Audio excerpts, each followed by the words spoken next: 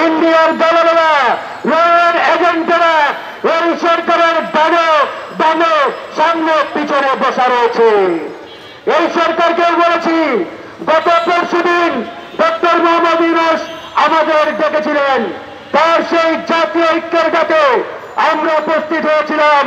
আমরা তাকে স্পষ্ট করে বলেছি, আপনি ভারতের বিরুদ্ধে, আগ্রাসনের বিরুদ্ধে আমাদেরকে ঐক্যবদ্ধ হতে বলছেন, ভালো খবর, সুখের খবর, একই সাথে আপনার উপদেষ্টা পরিষদ থেকে ভারতের দালালদের বহিষ্কার করতে হবে।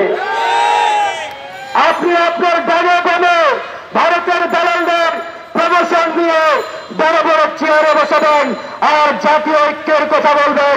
এই জাতীয় ঐক্য বাংলাদেশে কার্যকর হবে না।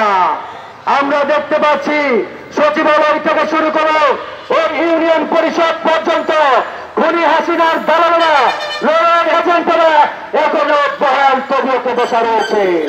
তাই অনতিবিলম্বে ওই সচিবালয় থেকে শুরু করে প্রত্যেকটা দপ্তর, প্রত্যেকটা অফিস থেকে ভারতের গোলাম রয়ের দালালদের অনতিবিলম্বে বহিষ্কার করতে হবে। এই সরকারের উপদেষ্টা পরিষদ থেকে রয়ের এজেন্ট ইতিমধ্যে যারা উপদেষ্টা হিসাবে অন্তর্ভুক্ত হয়েছে তাদেরকে অপসারণ করতে হবে।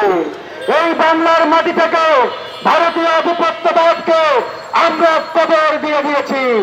আগামীতে এদেশে ভারতের আগ্রাসন, আধিপত্যবাদ আর কোনদিন ফিরে আসবে না, ইনশাআল্লাহ।